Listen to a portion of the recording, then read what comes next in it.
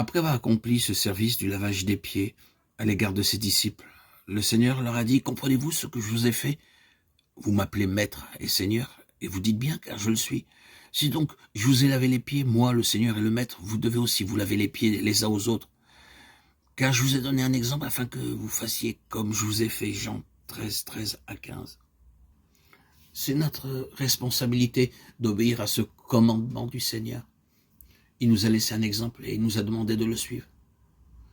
Savez-vous ce que c'est d'avoir perdu l'énergie spirituelle, d'être trop faible pour aller de l'avant? Vous essayez de comprendre ce qui ne va pas, mais plus vous essayez, et moins vous êtes capable de localiser la difficulté. Vous n'avez pas le sentiment d'avoir peiné le Seigneur en ayant mal agi? Non. Mais vous éprouvez uniquement cette difficulté consciente de ne pas pouvoir faire un pas de plus. Vous réalisez que vous courez le grave danger d'être négatif. Mais que pouvez-vous y faire? Pourquoi ne pas aller voir le frère X, Y, un tel ou un tel? Peut-être pourra-t-il vous aider.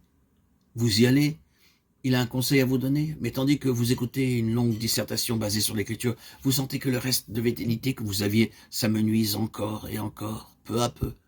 Vous sentez pire qu'avant. Il doit y avoir quelque chose qui ne va pas.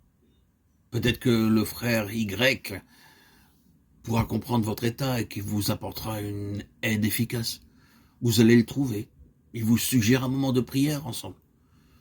Cela paraît, sous toute vraisemblance, pouvoir vous aider. Mais plus il prie, et sa prière est très très longue, et plus votre cœur se resserre, se rétrécit, s'amenuise. Vous repartez de chez lui en vous demandant s'il vous reste encore un quelconque espoir,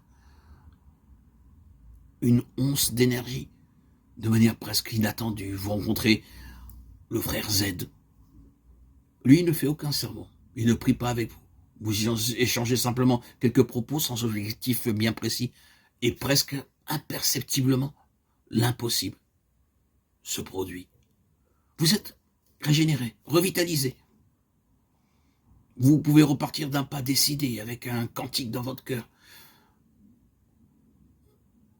Que s'est-il donc passé? Comment est-ce donc possible? Ce frère, de manière inconsciente, vous a transmis la vie. Il a lavé vos pieds, fatigués et souillés par la marche. Le lavage des pieds n'est pas une chose réservée uniquement au Seigneur. C'est un ministère qu'il a lui-même confié à l'Église. Ce n'est pas non plus l'institution d'une règle qui doit être observée à tout prix. C'est bien souvent un ministère inconscient et réciproque qui s'accomplit lorsque deux croyants se rencontrent et partagent spontanément quelques paroles, ou lorsqu'après une rude journée de travail, vous rencontrez dans une réunion d'assemblée de semaine vos frères dans le Seigneur.